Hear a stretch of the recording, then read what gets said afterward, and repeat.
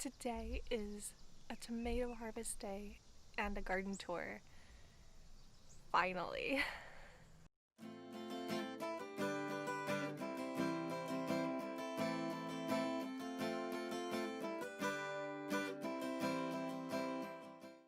Hi, I'm Rachel and welcome back to Auxhart Gardening. If you're new, I'm gardening here in South Carolina, Zone 7B.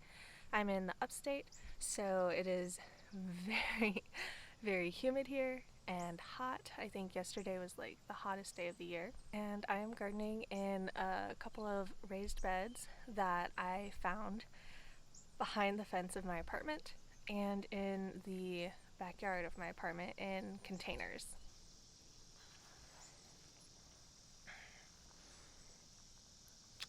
And this is my garden cat, Draco. He likes to hang out with me in the garden, keep watch over my plants. He probably does scare the birds away, to be honest, which is a plus. So this is garden tour week 18 now. Wow, we are really getting deep into the season. Let's take a look at how everything's doing. Right, so here is the carrot bed, which is, I feel like it's looking sadder every week instead of better. There's a deer that keeps coming around and munching on it. So what I did was I planted a bunch of snap beans in here to kind of fill in the space because it doesn't look like I'm gonna get very many carrots, and that's okay. It was a combination of me not planting enough and the deer deciding that these teeny tiny carrots taste better than all of these weeds. But oh well. While we're looking over here, by the way, check out my volunteer tomato over here. This is probably from a cherry tomato from last year. I remember throwing a lot of rotten cherry tomatoes this way because my neighbors who had planted it were gone for half the summer, and so I was taking care of it, and they had left it in pretty rough shape when I got to it. Wow, just look at all those ripe tomatoes. Let's go in and start picking some.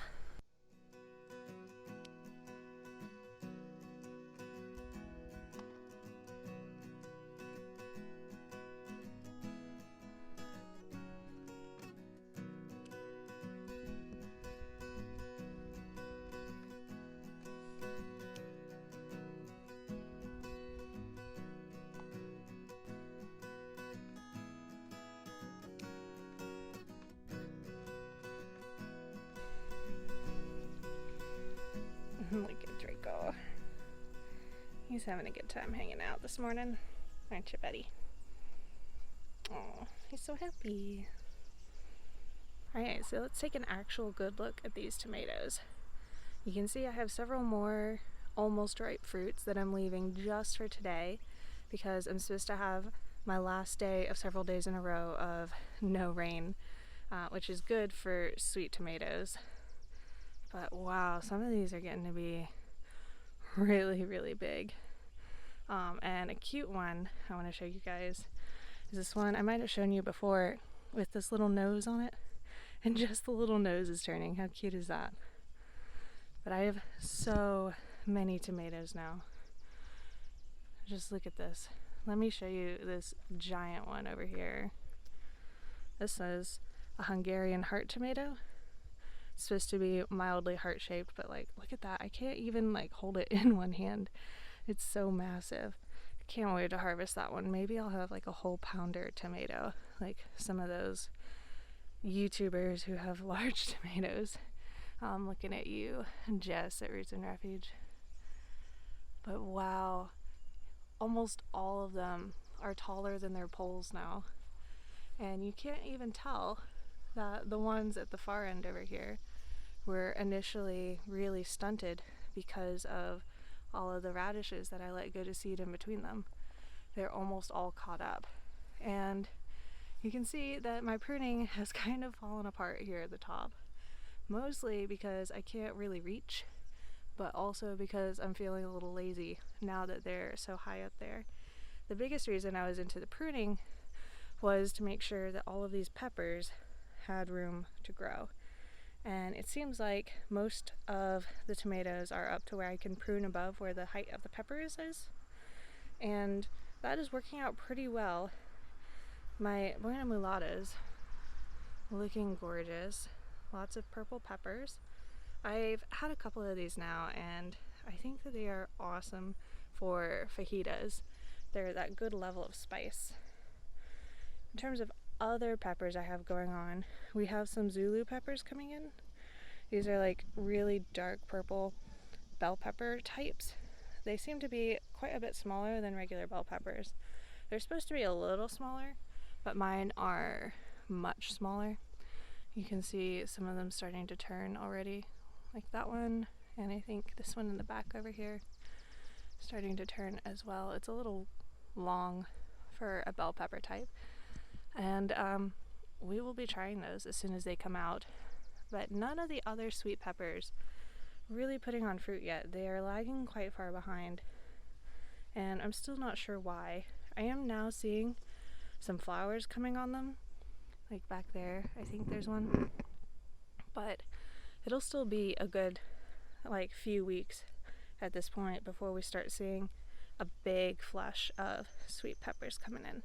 The hill up here is actually doing really quite well. I wanted to show you guys, I got my first ever nasturtium blossom. I've never grown nasturtiums before, but wow, is that not a neat plant? And the random green beans that I planted up here are starting to produce, and I'm thinking I'll probably end up getting more beans from this hill of clay than from the actual beans that I planted in my yard. So that's kind of funny. I've got my volunteer tomato back there. I definitely cut back a lot of the weeds the other day. They were getting really tall and it was hard for me to walk back here. So I did something called chop and drop, where I just, instead of pulling up the weeds, I chopped them and then I laid them down, especially right here next to the garden where I kind of want a walkway. And basically what that does is that leaves the roots in place so that they're still holding on to that soil, and it gives the plants that I actually really want up here just a little bit more room to grow. This mint plant is really taking off. It's a volunteer that came up next to the garden in the weeds, and I cannot describe to you just how sweet it smells. It smells like straight up candy. So this is gonna stay. This is gonna be cultivated, and it's just gonna live right here next to the garden until I can move it somewhere better. Alright, so we are coming up on the trellis now, and I have some sad news to report. If you can see all of this dead grass, that is where my landlord came through and sprayed some weed killer. It looks like they're trying to be helpful and get the stuff near the base of the trellis, but in doing so, they definitely got my Malabar spinach. You can see all those little spots on the leaves. That's where whatever it is they sprayed splashed up. And I'm actually quite upset because this is the second time this year that my plants have been damaged from splashback from this herbicide or whatever it is that they're using. Look at that, look how brown that is. I already asked them not to spray near my plants, so it looks like it's going to have to be a bit more stern of a conversation this time. However, look how pretty that is. I think it'll pull through, and we'll probably have some really nice Malabar spinach in another couple of weeks as this really starts taking off. And you can see through here, I'm getting my second flush of cave beans coming on, and I am continuing to get noodle beans. I've got a couple coming in right here, and another noodle bean flower. Mostly the noodle beans have been growing a little bit lower, and I think that's because the noodle beans just really didn't climb the trellis nearly as well as the cave beans did. And while that's unfortunate, I am glad that I did get the noodle beans. I've cooked up quite a few at this point, and I really like them. I think next year I'll focus much more on these noodle beans than these cave beans for sure. Look at that. This is finally the filled out trellis that I thought I would have.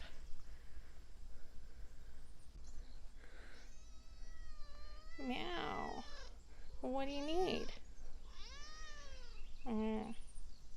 I'm sure. Tell me all about it. Meow.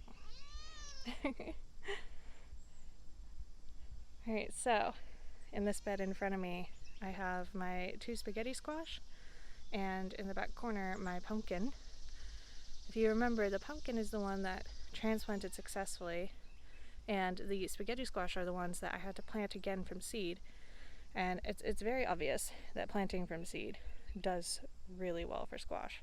However, my pumpkin is flowering, so that's exciting. That flower is not going to produce anything because it needs at least 2 flowers to pollinate each other to make a pumpkin, but we are on the right track with all of this for sure. Something of a curiosity I noticed the other day are these radish seedlings. This is a random spot on the ground where I laid some dried branches of radish pods, and I guess a few of them leaked some seeds. I don't think these plants are going to do very well, but since they're not in the way of anything, I'm going to leave them be and see what happens. On to the backyard jungle. Look at this. So, herbs front and center. The mint is not handling the heat well over here. I think it's probably just got a small pot, not too much water. The oregano and the thyme are looking slightly sad, but really not that bad. And the parsley keeps like growing up and dying off and then putting out this stuff in the middle that looks awesome. So parsley, I think this will keep doing this through the winter, which is just awesome. I've been harvesting from my basil. It's hard to tell, but I harvested so much basil the other day and made a pesto to put in a big loaf of bread. This tomato has its one baby tomato. This is one of the ones that came back from the dead, so I'm happy to have anything at all on it. Behind it, it is hiding my ginger, which is looking about the same as always. It'll still be a few months before I can harvest from that, but at some point I need to check and see how the roots are doing. Right, and I have another recovered tomato back here, starting to lean on this other tomato for support. This is the Amish paste tomato that basically was the only one that didn't get sprayed with that weed killer when it was in the seedling stage, which is why it was protected back here in the yard. It also only has 1 tomato on it, so I'm not sure I can say it's doing much better than these ones that were sprayed with the weed killer. I think being out in the big garden with a lot of room for their roots is making a huge difference with the other tomatoes. Over here we have the tomatillos, which are ever increasing their reach. Still not very many fruits off of them. I think I've seen a couple more set, but really I think I'm up to like 6 total fruits off of these 2 giant plants with all of these flowers. I see so many pollinators in here. It's really confusing why they're not putting on blossoms. I wanted to take a quick look at these 2 peppers over here. We don't look at them very much. So these 2 peppers are actually 2 peppers that I had left over. They were in the greenhouse way too long, and were quite puny little things when I transplanted them into these bags after I harvested my potatoes. And they are already bigger than a lot of my peppers that are out here that have been out for probably 3 or 4 weeks longer than them. And that kind of confirms something that I was thinking before, that putting out the peppers too early when it's just slightly too chilly for them sometimes at night can actually stunt them. And I am like really disappointed if that's the case, because I got super excited and rushed putting all my peppers out. And you can see they're not doing badly, but if they had grown as fast and as lush and as dark green as this, I would probably have a lot more peppers, especially sweet peppers, by now. But we live and we learn, and we gain patience as gardeners. But some of these are like starting to be very loaded down with fruit. My Sugar Rush peaches are just looking great. I'm having a hard time telling when they're ripe. Most of them start out this pale color, and I have one over here that is quite old now that is still that pale color. You can see him all the way down there at the bottom. That's the first fruit that I saw set, and it hasn't really turned colors yet. These are kind of reminding me of banana peppers in the way their color starts out a little green and starts getting a little more pale. But I think these are supposed to turn like an actual peachy color. I'm not sure, but we'll see. We've got finally flowers coming in on my Tabasco. This is a little behind, but it looks like a good healthy plant, and I'm expecting a lot of fruits from it. We've got a lot of baby fruits setting on my beautiful jigsaw pepper. Lots of little purple gems right in there. We've got some long, spicy Anaheims. Something's chewing on that one. Over there are some cayennes, and I think right next to me is a little jalapeno. Hopefully this one doesn't get chewed on the way those other ones did.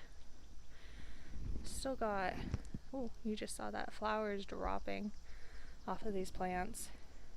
It's been hot and dry, which is what I've been told peppers like. I haven't watered them too much, but you know, still kind of figuring it out. These are in containers, whereas the others are in the ground, and so they might actually need just a little bit of watering. Oh, look at those baby peppers. They're so cute.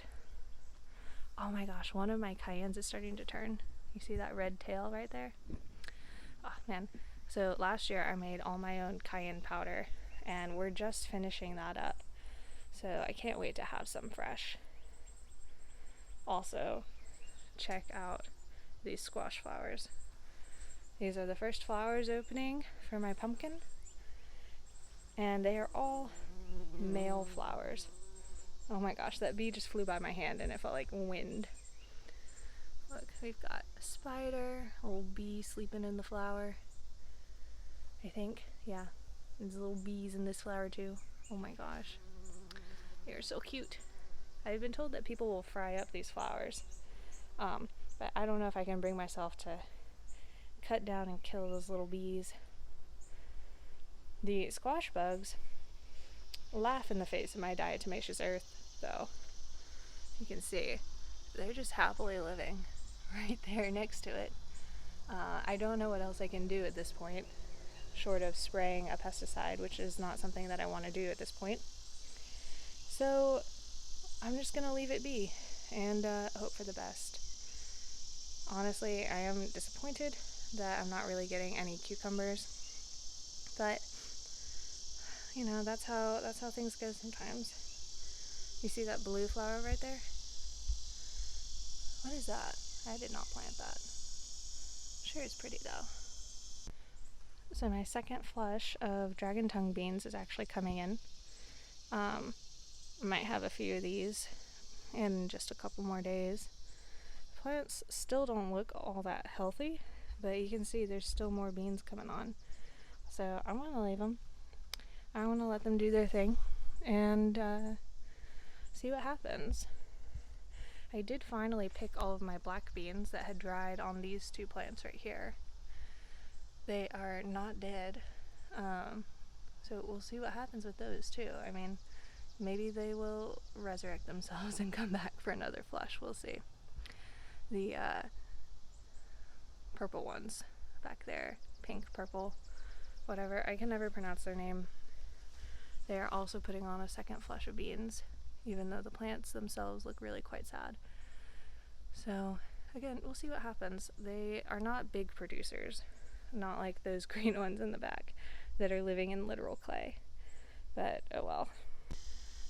And just for those of you who don't know, this is what a squash bug looks like. The younger ones are a little bit lighter colored. As they grow up, they get a little darker. But he's just happily living on this leaf, covered in diatomaceous earth. Diatomaceous earth is supposed to get in between his shell and kind of cause lacerations that end up killing him. Oh look, finally getting little baby flowers here. We'll see who wins, cucumber flower or squash bug. Alrighty, and that is all from me today. That wraps up garden tour week 18. I hope you guys enjoyed. If you're new, please do like and subscribe. I know everybody says that, but it really does make a difference. If you like, you can follow me on Instagram at Auxhart Gardening. Link is also down below in the description. Thank you guys so much for watching. Until next time, happy gardening.